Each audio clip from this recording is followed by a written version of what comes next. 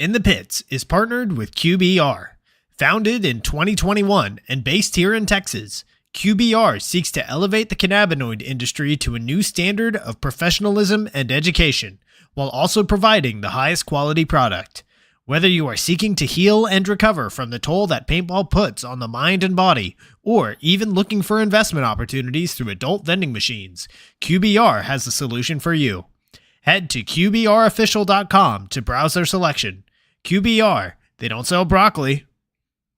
In the Pits is partnered with 71 Designs, owned and operated by veteran Wade Martin, and partnered with fellow Texas brand Compete. 71 Designs can take your ideas for soft goods, merchandise, and casual wear and make them a reality. Message 71 Designs on Facebook or Instagram to get started today. In the Pits is partnered with Mariachi Águilas de Oro. Based in Austin and servicing the surrounding areas, these Golden Eagles will bring life to any event you are having, from birthdays, anniversaries, holidays, corporate events, or even a simple performance to enjoy. Guillermo Padilla, one of their trumpet players, is also a member of the Texas paintball scene. Visit them on Facebook and Instagram to check out some of their past performances, or give them a call to book them for your event today. In the Pits is partnered with Hydra. Designed by players for players, you can outfit yourself in Hydra gear from head to toe. Have confidence that when you make a purchase from Hydra, you are purchasing a well-tested and well-thought-out product, trusted by several top teams, including first-place semi-pro team PaintballFit.com. I personally recommend their Hydra Black knee pads. Purchases over $100 receive free shipping. Head to hydra.fit to browse their selection and discover the Hydra mentality. In the Pits is partnered with XTPL Events. The Extreme Tournament Paintball League is a series put on by the Lukow family of Paintball Fit fame that gives the opportunity for players to learn and grow together as a team. 3-man, Challengers and Champions X-Ball, Draft Mech X-Ball, and even Youth 3v3. There's something for everyone at XTPL. Not to mention prize tosses, raffles, and the infamous paintball munching contest. Events happen throughout the year, and the prizes never disappoint. Sign up for an XTPL event today on PB Leagues. In the Pits is partnered with TexanHemp.com, locally shipped cannabis seeds. In a world where saving time means making money, TexanHemp.com, a local cannabis seed bank owned and operated by local Texas pro player Jared Sherman, is making waves by becoming the go-to source for all cannabis genetics in Texas. Carrying a large assortment of cannabis cultivars, including Texas-approved varieties for use in the Texas Hemp Program, high THCA seeds for novelty use, as well as premium genetics bred for solventless extraction, TexanHemp.com has the ability to satisfy even the most sophisticated collectors. Head to TexanHemp.com and use code INTHEPITS for 10% off of your orders. In the Pits is partnered with Podrunners Union. Podrunners Union breaking news. Super limited Union Tech tees and, for the first time, Fiesta medals are available online at podrunnersunion.org. Use offer code PITS for 10% off of your order. Stealing pods for undeserving teams. It's a living. In the Pits is partnered with Compete. Compete is a Texas-based brand by Jell Stewart of professional team AC Diesel that provides custom jerseys, pants, headbands, straps, tech shirts, and any other soft goods to help individuals and teams compete at the highest level. Support Texas Paintball and message Compete on Facebook or Instagram and mention In the Pits Podcast for 10% off your entire order. In the Pits is partnered with BEM Wraps. Behind every mask is a unique and creative player. Tap into it when you order your next custom headpiece. Their Build-A-Band lets you communicate with them one-on-one to make your order just the way you want, all the way down to the color of the stitch. Check out their Instagram at BEMWraps for drops and build videos of them working on orders. They offer very competitive pricing, so reach out today to get started on your own one-of-a-kind headpiece. In the Pits is partnered with Get Dat Shot. Get Dat Shot is now accepting bookings for the upcoming NXL Mid-Atlantic Major and will also be offering drone footage for the first time. Head to GetDat_shot on Facebook or Instagram to secure your media coverage today. In the Pits is partnered with Paintball Kumite. Paintball Kumite is a program designed by Colt Roberts of professional team San Antonio X Factor to take paintball players of all ages, experience levels, and skill groups and mold them into champions.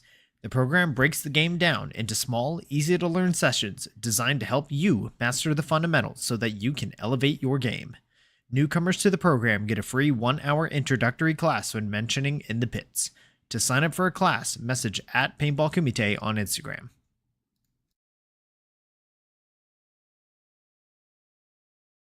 Hello, everybody, and welcome to episode 105 of In the Pits Paintball Podcast. This podcast is focused on everything that has to do with the paintball scene here in Texas, from professional players and teams to new divisional programs, local tournament series, field owners, Texas-based brands, even photographers and videographers. Every week, we'll have a short and sweet episode with a new topic and new special guest. I'm Christian Dallas Smith. I'm a player for the Texas Titans, and this episode we are going in the pits with Trent Nitta, pro player for Chicago Aftershock. Trent, how are you doing this evening? Good. How about yourself? Doing good. It was entertaining to watch you guys get it done on the field this past weekend. I thought Aftershock, y'all and Red Legion were definitely the two teams that were playing that field the most aggressively, and I think it paid off for you guys. Yeah, definitely. I would agree. Todd is definitely one of the best coaches I've ever played for, and he was drawing up some good game plans, and everyone was executing on the field at the end of the day. So everything came to fruition, except for in the finals match. I definitely wish I could have been out there and helped out, but the team played really good all weekend.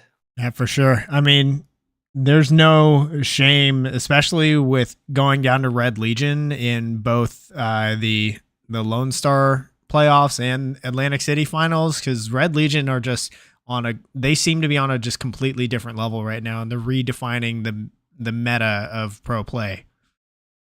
Yeah, definitely. They've been playing really good recently.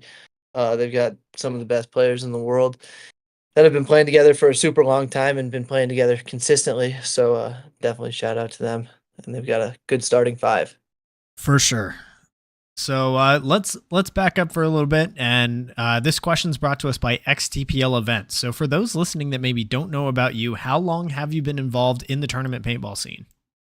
I started playing paintball when I was 10 years old, so just about 11 years now. I came into paintball and just tried out for a team called Denver Chaos when I was 10 years old. Coming out of hockey, I was a competitive hockey player for my whole childhood pretty much, and then decided to take on paintball. So tried out for a team named Denver Chaos after my second time playing paintball ever. Made the team, and then a couple months later played my first tournament. So just kind of hopped into the speedball side of things immediately and kind of skipped the recreational side. So I've been doing it for quite a while now. Oh, nice. So coming directly from hockey, do you think that helped as far as like you trying to get on the team for the first time, just already having kind of that competitive mindset? Yeah, I mean, I was definitely a competitive kid at the end of the day, but I think, yeah, I think it definitely helped. Just being a competitive person in general is always a bonus in paintball because it's a really competitive sport. Yeah, definitely. And I think that paintball is probably one of the only sports out there where if you're a smaller build, it actually helps you more than like if you're in football or in basketball, you want to be like big or taller. But in paintball, you want to like the smaller guys like 5'7", 5'6", or shorter. Those seem to be the optimal paintball size. Yeah, like little Malloys or Ryan Hoskinson, he's small too. Oh, yeah. Yeah. So what teams have you played for over the years? So I started on that team named Denver Chaos when I was really young. It was the first team I ever played for. I played for them for like a super long time. I played for them all the way up to Division 2 when I was 16 years old or so. We played our first Division 2 tournament. It was NXL Vegas, and then right after that, I ended up leaving. I don't remember what year it was. Was the only thing. Right after that event, I ended up leaving Denver Chaos. Ended up moving to Texas, out to San Antonio, to live with the owner of Grit for a little while and playing for Grit for 2.5 years, 3 years, and just played with Grit out there for a long time. Then after that, moved New England area, downtown Boston, because I got play with the Hurricanes. So I didn't really try out. I just kind of went out there for a weekend for like a little introduction type deal. Played for the New England Hurricanes, and then moved to Ironman, And then yeah, so it's kind of been all over the place. It's been a long story. Oh yeah, And then for now, sure. yeah. Yeah. So where are you living now? I just moved, so I was living out on the East Coast in Boston for the last 2.5 years, but just about a year ago, I moved back home to Colorado, just to be closer to my family. So I live like 20 minutes away from my family now. It's yeah, I like Um, it. nice. So yeah, I cut you off there. So after the Ironman, what's your next stops there? After the Ironman, I took one event off, which I believe was Chicago last year. I took off. I just didn't play the event. I thought I was going to be done for a while and just focus on work. Um, Ended up talking with Sean Moe, who owned the Vegas Golden Misfits out of Vegas. Played like a WCPPL event with them, which was a real fun time to go play the WCPPL event. It was just a good time to go play paintball and enjoy it what it's for. At the end of the day, it's not competitive because I mean, it's competitive at the end of the day, but it's not as serious as a professional tournament. So I can go out there and have a good time and remember what I enjoyed playing paintball for. Uh, so yeah, I played with the Misfits and then started off this year with Chicago Aftershock. Sweet. Yeah. And Aftershock has kind of been getting it going pretty quickly. So this next question is brought to us by QBRofficial.com, uses QR code that's here on the stream overlay. So tell us, what was it that got you into paintball to begin with? Um, I always asked my grandma and mom if I could go play paintball when I was younger, and they're like, absolutely not. I was like, why? It looks so fun. And like after like asking for so many years, me and a couple buddies went out to play paintball. And I just fell in love with it right away. So nothing like specifically, just kind of fell in love with the sport of paintball and the atmosphere and like the competitive edge and the really like go get in their face style that paintball offers. Where I didn't really see that in other sports, and especially like the community atmosphere was definitely a different vibe than other sports growing up. Do you remember, was it like any media, like movies or magazines, or just being able to watch before that got you hyped to get in? Or I think just in general, I always would drive past the field or drive near the field and I knew it was there. It's called Blitz Paintball. It was off the highway, just so I always was driving past that area. And I was always like seeing the nets in the background and researched what it was one day and it was paintball. I was like, oh, what's this? And I was always like just telling my grandma, I want to go play paintball. I want to go play paintball. I want to go play paintball. And they were always like, no, no. that's cool. I bet you're one of the few that actually just, from more or less, you just saw it out in the wild. And I I know a lot of others, whenever they got into it for the first time, it was either magazines or it was birthday party, but you just like saw the field there. Yes, birthday parties was a big one. I, like, played a little bit of rec ball when I was younger, like, I probably did, like, 2 days, and then I got my first gun, it was a, what was it? E-Tech 4 LT or I don't remember what it was. It was one of those guns, uh, and just kinda immediately moved into the speedball side of things, and, yeah, just fell in love and never stopped, really. Nice. Yeah, E-Tex, you now like that was probably like the loudest gun that I think I have ever played Oh, yeah, with. it was definitely loud, that was the one thing I remember about it. I'm definitely happy I, shoot a die DSR now. Oh yeah, now you're shooting one of the quietest guns out there Yeah, it's like a little whisper. for sure. So Yeah. so this next question is brought to us by Podrunners Union. So what are some things that have changed within the tournament paintball scene, either for better or for worse, since you've been in? I don't know. Not really much has changed. I always like everyone before me was playing on like 12 and a half balls a second or 15 balls a second or like that kind of there's a bunch of different like game changes and rule changes and system changes. But since I've started playing, it's been pretty consistent. Like it's 10 and a half balls a second, 5 on 5. There was 7-man back in the day. I never did any of that. I've always kind of played the same system since I started. So I think that was a big reason why I was able to, advance so quickly. It's because it's the only thing I ever really knew. Yeah, there's been a lot of stability lately, which I think is partly because we found a product that works really well. And Yeah, and we're seeing as a result of that the amount of growth that's come through paintball over the last probably, I don't know, I guess post COVID. There's been a tremendous amount of growth, and I think that's because of the stability. Yeah, definitely, definitely. So, starting in Colorado, you were with Denver Chaos from D5 all the way up to D2. How old were you when you first joined Denver Chaos?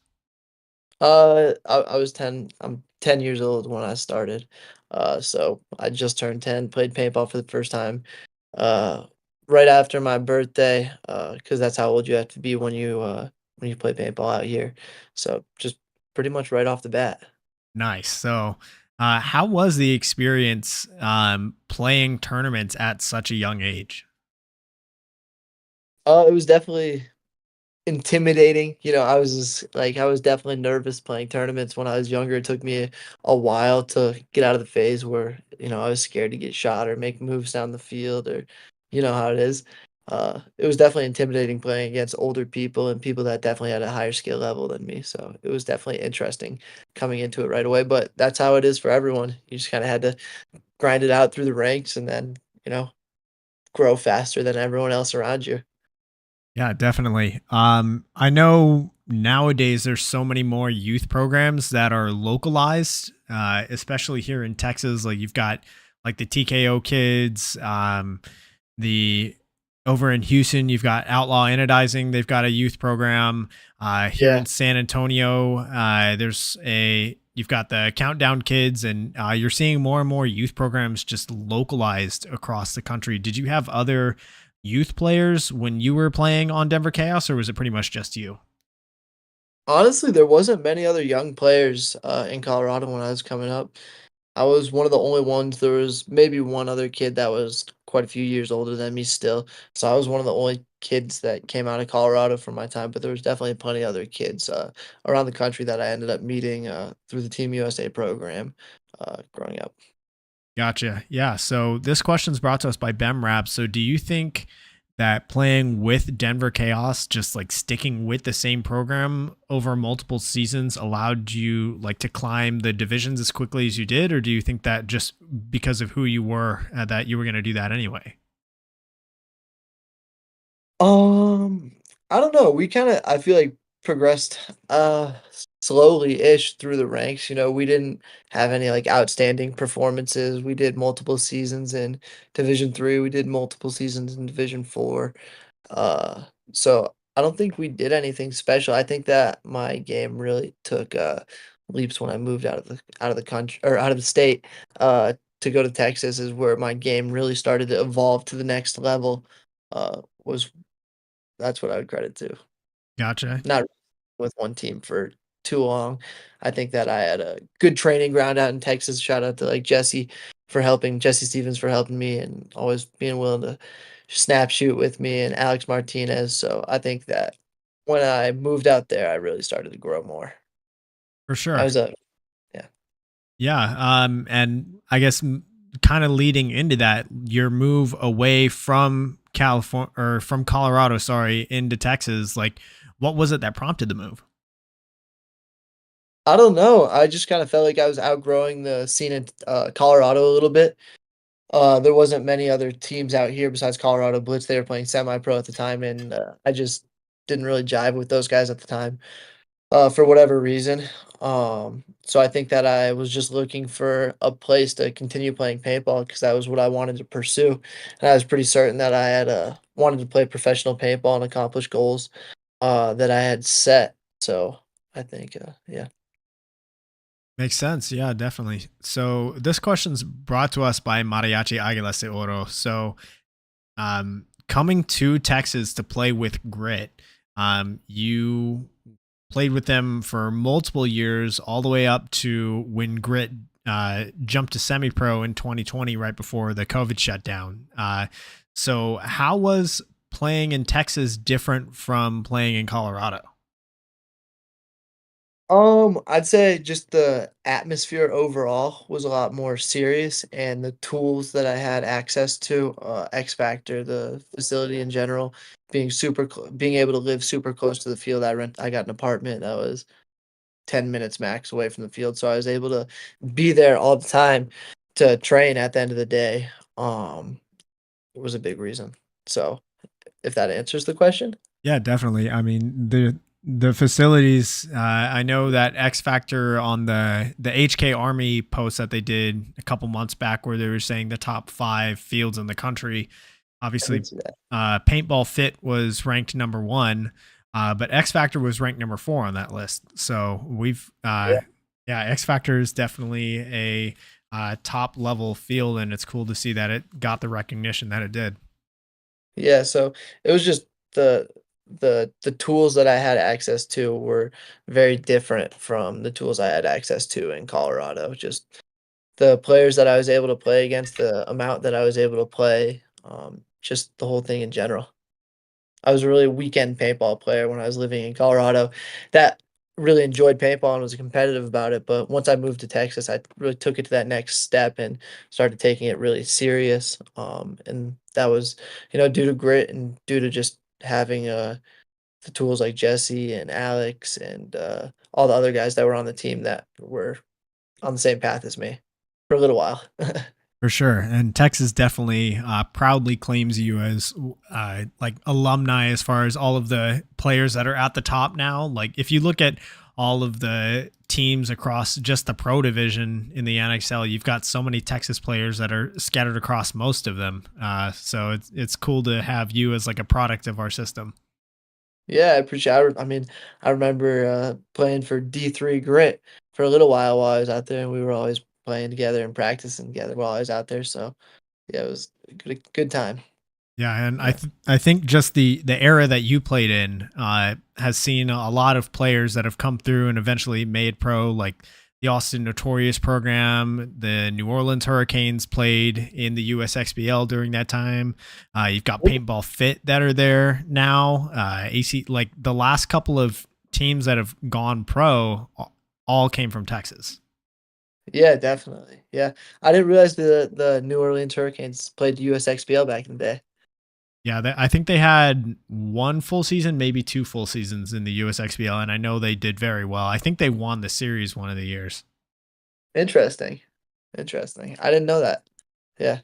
Yep. Well, shows that Texas talent is, this is where the talent comes and grows and becomes top tier. I think this year is going to be a little bit different with because just all of our semi-pro guys have already made pro, so it takes a little bit of time for the new semi-pro blood to kind of grow and become top level team there. But I mean, the record over the last 5 years definitely speaks for itself. Yeah, definitely. Absolutely, it does. There's been a bunch of good teams that have come out of Texas. Like you said, Paintball Fit, uh, New Louisiana, New Orleans Hurricanes just came pro, and yeah, it's good to see. Definitely. So this next one's brought to us by Colt Roberts, Paintball Kumite. So in 2019, you were involved in the Combine and Team USA. You played with them at the 2019 Nations Cup, and you also won Division II at that same event under the name Freedom and Independence. So how was that experience getting to play for your country?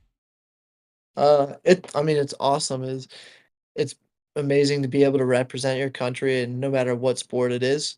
So it was amazing being able to go overseas and, you know, represent the United States in another country in a competition against everyone else. And it's even better to go over there and do good. Definitely. Did you have any like notable teammates on that roster that players today would know of? Yeah, Jackson Frey from Blast Camp for sure. Brandon Trujillo from Aftermath is another one. He's still playing, he's still doing really good. He's having a great year this year, and he had a great year last year too. So I think that's the only people that still play though. There was a ton of talent on that team, Team USA team when I was playing with them that year. And then the following year got canceled due to COVID, and then next year also. And then I did it one more time, and it was with pretty much all the New York Wrecking Crew kids, and that was a ton of fun too. Yeah, But and it's it first, oops, sorry. no, yeah, go ahead, go ahead. I said it's just it's amazing to go over there and be able to represent your country.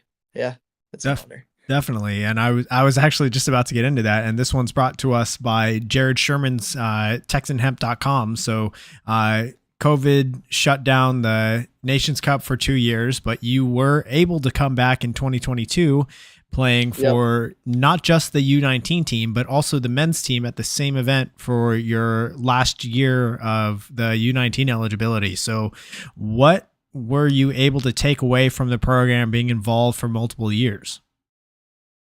Um, the big takeaway was, I mean, takeaway. It was just a it was that was a big pivot in my career also, I guess, being involved with that whole, ecosystem in the program was kinda what kickstarted my career into the professional division and really getting my name, out there with, Marcelo. He was a big help, and just really getting your name out there and just being involved with the program in general was, I don't know, I guess you could say that would be the takeaway, and just doing it, uh, and, yeah, being involved.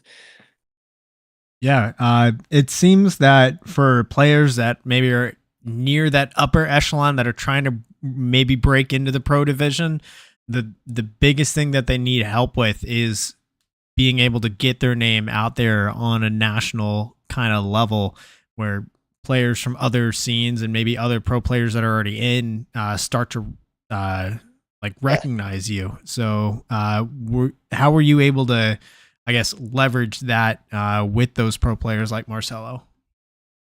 I mean, you just leverage it by being there at the end of the day. The more consistent you are, the more they're gonna see your name and the more they're gonna see your play style and critique your game at the end of the day.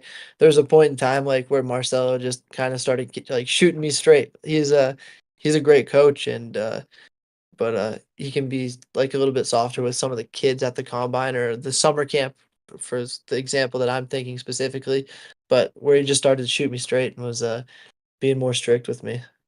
And that's when you knew he started treating you like a colleague rather than a Yeah, kid. yeah, exactly, and that's like yeah, if that makes sense, sorry. No, absolutely. So, um, that year in 2022, also being on the Team USA men, and you've had some pro events under your belt. How were you able to use that to be a leader on that U19 team? Um, how is it? Just experience in general and being able to, like, go out there confidently on the box and being able to talk to, like, some of the younger players and, just being there, like, when you lose points, you show them what a calm pit looks like and, really show them what a professional atmosphere should look like at the end of the day. Because coming through the ranks, that's a big difference maker, so I think, that was one of the bigger things I coulda helped out with there because we had Marcelo coaching at all those events, so I think that the biggest thing I could do is just show them that you have to buy into a system, and if you buy into a system, that you'll have good results at the end of the day.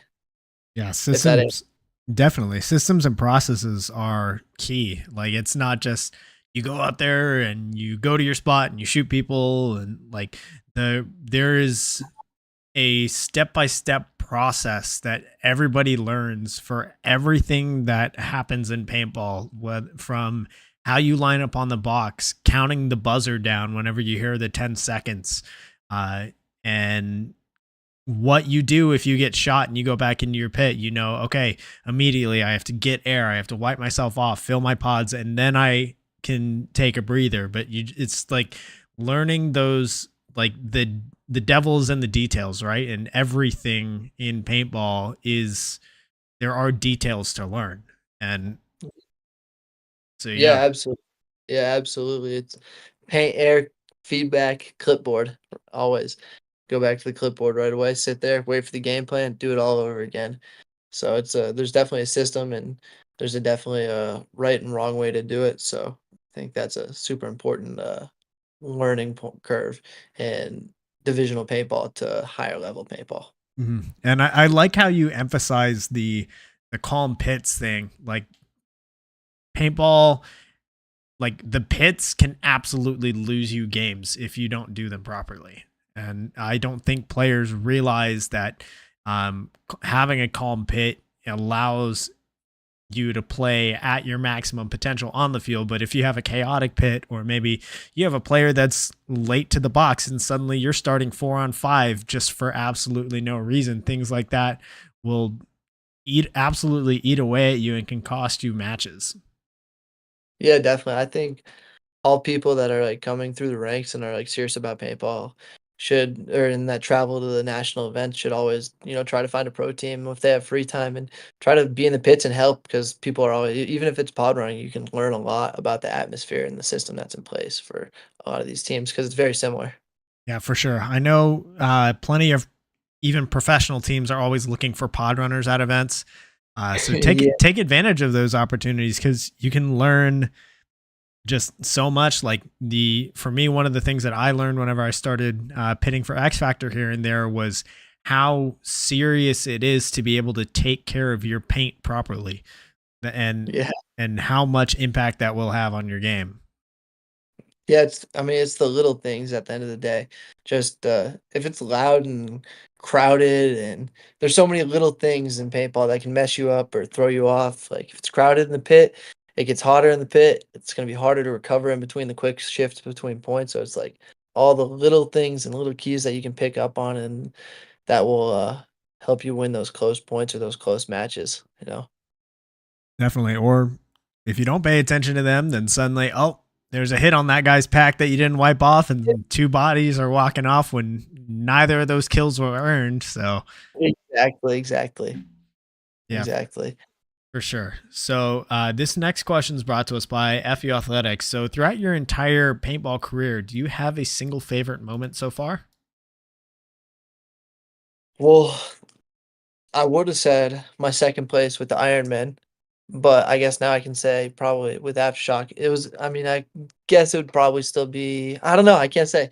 It'd probably be the Aftershock 2nd place. It's a legendary team to take that medal with, but I wish I could have been out on the field to help. It's definitely a bummer that I was, got injured on Thursday, but yeah. Yeah, I remember hearing about that on the webcast, and like, man, that sucks so bad. Where it's like you're missing basically two events because of Ex one injury, and that's like the major disadvantage of having to reschedule the playoffs like they did. Is if an injury happens, it suddenly impacts significantly bigger percentage of the season. Yeah, I don't know, I had no issues with my knee before going into the practice, at X Factor the weekend before. I had no issues with my knee. It felt fine the first point, felt fine the second point, but the second I went to stand up, it just was, it was bad news. So, just got my MRI today, so we'll see what happens. Yeah, well, we're hoping that that comes back with good news and minimal recovery time, and hopefully you'll be good to go for Chicago. Let's hope so. Yeah, let's hope so. So this question is brought to us by 71 Design. So you played for the New England Hurricanes for a couple of years, and you finished second place in the 2021 NXL season, almost won the pro spot, and you landed on the LA Ironman the following year. And how old were you when you landed on the Ironman? I think I was 19 when I landed on the Ironman, and sorry, what were the first? There was a lot of questions, Yeah, sorry, like, so I'll one. So I was just kind of leading up to your rookie pro year. You were Yeah. on the New England Hurricanes for a couple of years. So when you landed on the Ironman, you were only 19, but you were surrounded by guys that have been in the pro league for decades, like Nick Sloviak, Keith DeVitt. So were you able to take advantage of the experience around you on that roster? Yeah, absolutely. Nick and Keith were super, super good to be around. But I was around Keith on the New England Hurricanes also. He was a big reason why I joined that team. He was a huge reason why I continued playing paintball through my time in Boston, because there was a little while there why that I thought I was probably going to stop. So Keith was definitely a big role in that while I was on the Hurricanes. But then going into the Ironman, Nick was definitely also an inspiration. And so is Al, because he's a vet too. He's definitely a legend, and he's got a ton of experience. So there's a couple guys on the Ironman that had loads of experience that taught me a lot of stuff, and just, I mean, the stuff that I was talking about earlier, calm pits, controlled pits, and systems. The system in pro is a lot different than the system in semi-pro. So they were really good at showing me the ropes and going into pro. For sure. As far as like how you were able to gel with that roster, I think the next person closest to you in age was probably Zach Carter, and even he was like 5 or 6 years older than you. So did you find that you were still very much like considered the kid on the team, or were you able to kind of suit up as and play just fine alongside the rest of the guys? I wasn't I mean, I was a rookie at the end of the day coming into that team, but, everyone treated me with respect, so that was good. I wasn't the kid at the end of the day. But yeah, Zach was he was real close to my age also, and he's one of my good friends still to this day. We talk all the time. So it was good to have some close friends on the team also that it was made me more comfortable at the end of the day. Keith, Zach, Kyle Nicolo. I'd obviously known Nick a little bit before I came on the team. So it was good to come into a familiar atmosphere for my rookie season. Definitely. And Zach, another product that Texas proudly claims. Were you both on grid at the same time, or? For an event, it was kind of a bunch of wishy-washy stuff going on, so with, when Zach came out there, I actually convinced him to move out to Texas, and he lived with me, out there when he was in Texas, so we played one event together. It was, I think it was the Vegas semi-pro event where Grit played semi-pro. Hmm. We played that event together, and then it all fell apart. Gotcha. Yeah. I mean, the COVID shutdown definitely does that. So I think everybody can understand that, extra special circumstances are going around there. But yeah, Zach, great player. I think he's on Austin Notorious now, and it's cool to see another Texas product really doing well in the pro division. Hopefully, he's on Austin the Tours, he can never figure it out, so we'll see. Maybe this is a little motivation. So now let's talk about this season. So Aftershock was reborn at the start of this year, and it was right after the Ironman did a very public cutting of everybody on their roster. So you tried out and made the team in one of probably the biggest off seasons that we've had, and Aftershock very quickly has figured it out and gotten it together to become a top team on the field. So how has this season's journey been for you? I mean, it was interesting. I wasn't, like, sure if I was gonna play the season. It was, up in the air if I was gonna make Aftershock or not. I was one of the last people to find out that I made the team. So it was up in the air if I was gonna play. I didn't really have any other backup options after that, but other than that, it's been a phenomenal year. Thank you to Todd and Tammy for everything that they've done for the team so far. So it's been a great experience, and I've learned a ton from all the veterans on the team that have played together before on that COVID season, who won together. So it's been a phenomenal experience.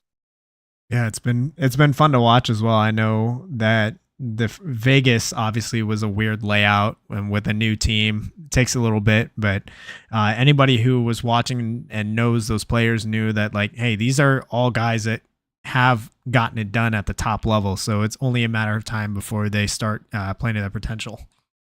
Yeah, we just we needed to knock the rust off and start figuring out how to work together as a team, dial in the communication. So it took a little while in Vegas. Um, really got the gears rolling in the Dallas event, obviously, and then continued it on through Chicago or through Chicago. Uh, well, AC, same deal. yeah, and AC was just another continuation of it. And this past weekend, Aftershock had a semifinals and a finals appearance back to back, but both times you met up with Red Legion. So I know you were injured Yeah. during all of that, but how was, at least for the Atlantic City games, how was it being around like the ESPN hype that was also going on at the same time? I mean, honestly, they were only doing the finals, so it wasn't, you didn't really notice it much, but it was cool when they did it. They put GoPros on everyone's heads, so it's gonna be like a POV type video. I don't know if I was supposed to say that or not, or I don't know what the deal was. Mm.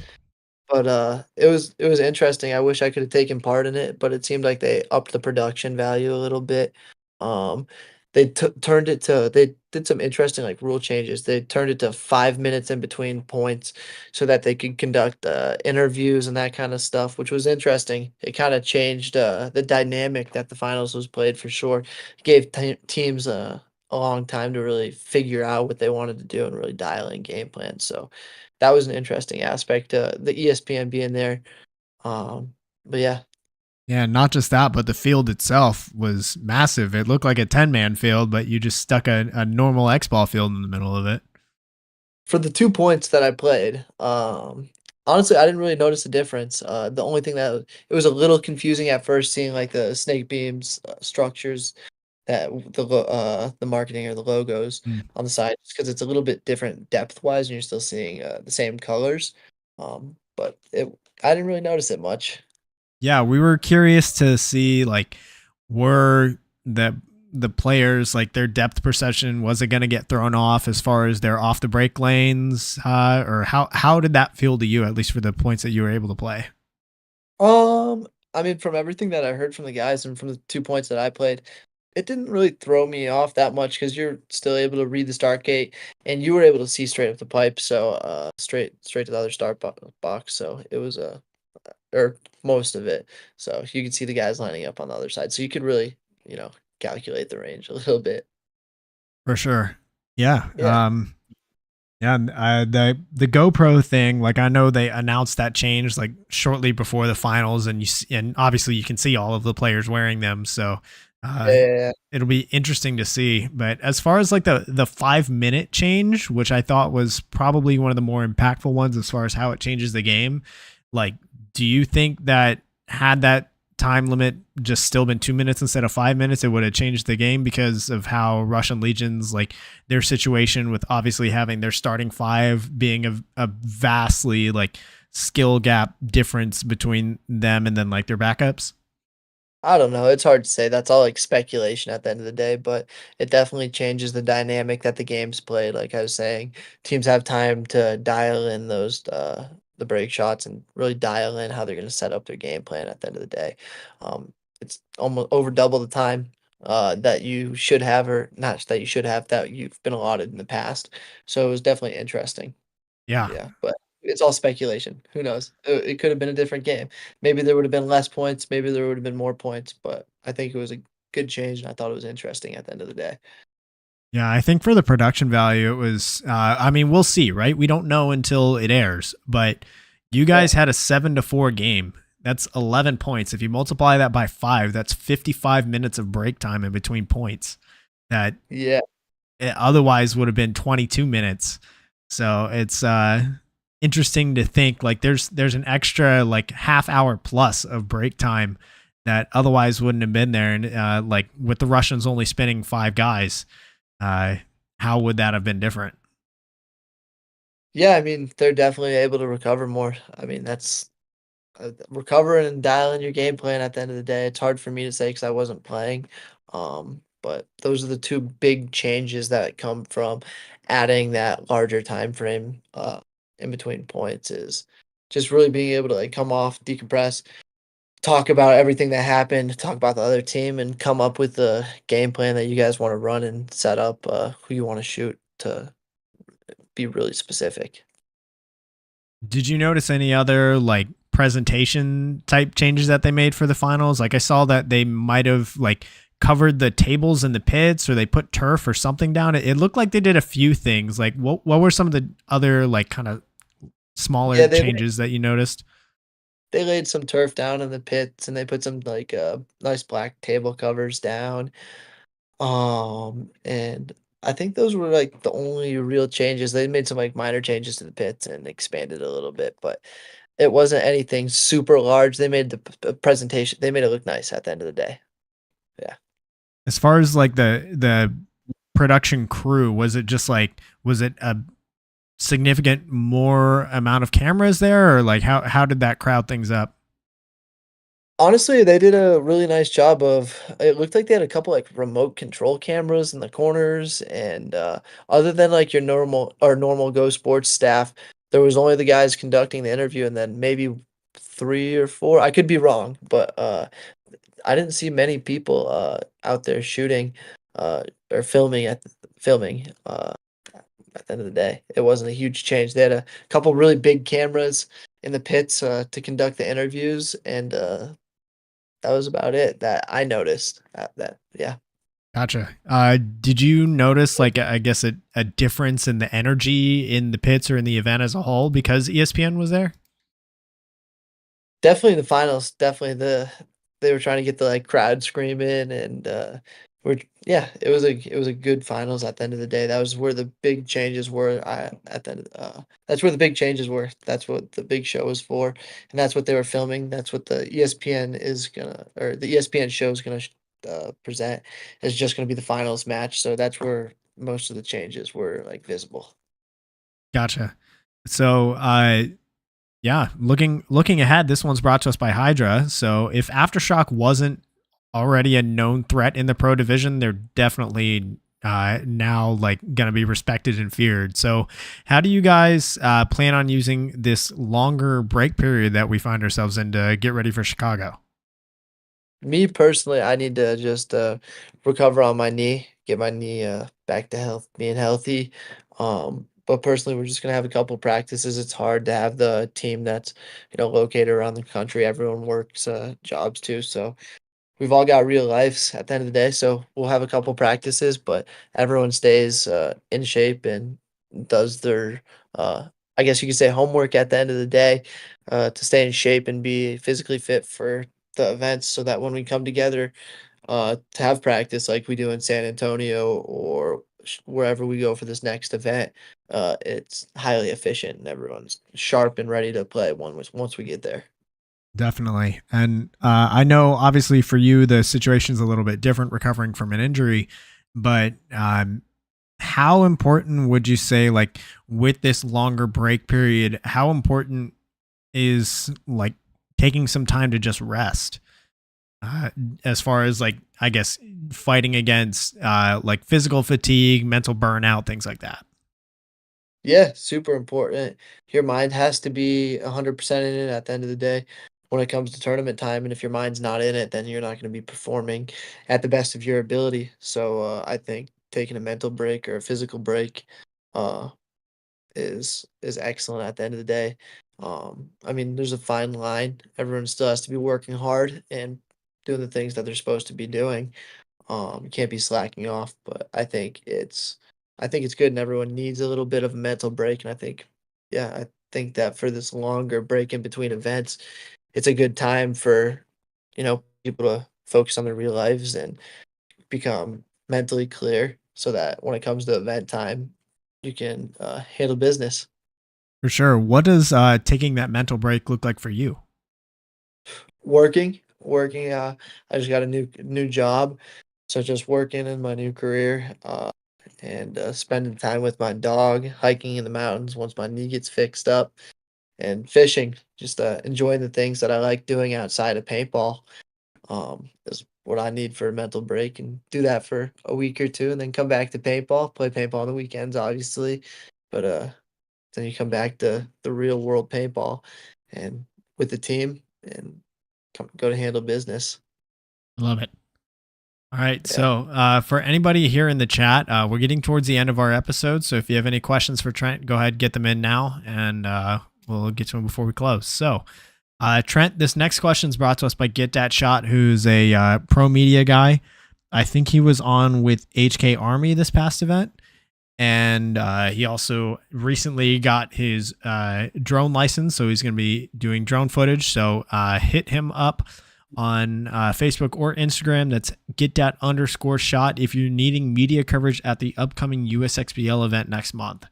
So, Trent, this one is one that I ask everybody that comes on the show. It helps us kind of keep track of anybody flying under the radar or any up and comers out there. So, is there anybody in paintball, either they could be a team, a player, a brand, a community member, or project that have caught your attention lately? So, who do you think out there deserves more recognition for what they're doing? More recognition. Colton Dahl, obviously, for sticking with it, and just a few Team USA players and the kids that are still sticking with it through when I was coming up. A lot of the kids that were on the Team USA U19 team had a lot of potential, but fell out of the sport. So there's a few of us left: Jackson Frey, Brandon. Um, and I think that's it from the 2019 team. So yeah, shout out to them for sticking with it still. Yeah, And definitely. obviously 2022 team also, the young kids too. For sure. I mean, Colton Dahl has been definitely turning heads. I know that Project fully sponsored him for this season. I got him his own custom one of one anodized project marker and all of the swag that goes with it and everything. And I think he had like some sort of sick highlight clip where he like definitely just put his body on the line to force overtime. I saw that, and then, I think they choked it in the 1v1s after overtime. Oh, I think yeah. I think they lost that match, but he definitely hit the ground real hard for that one. It yeah. was, yeah, not good. Yeah, it looked like it definitely hurt a little bit. I mean, the way he's scorpion like that, but hey, he hit the buzzer on time. So, yeah, just putting your body on the line like that to get it done is something that few players out there I think have the capability of doing.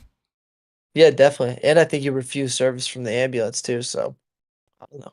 Man, He yeah, to be young and be able to recover from things like that. Not me, not me. I would definitely be crippled after that because I saw the video and he scorpion harder than I've ever seen anyone scorpion. I think he said he kicked himself in the back of the head doing that. So, I wouldn't be surprised. It was bad. It was bad. yeah, definitely. So, Jared Sherman's in the chat. His question for you is that what's something new that you've learned from the Todd squad that's really improved your game? Whew. I don't know. He just the way he formulates the game plan, it's like multiple points in advance, point one setting up point two setting up point three. I think that was a valuable lesson for me to learn. For sure. Yeah. Coming up with the orchestration of like, hey, Yeah. we're gonna run the corner that way we can set up the open over the next point. Or Back. yeah, or hey, we're gonna show this play up the middle.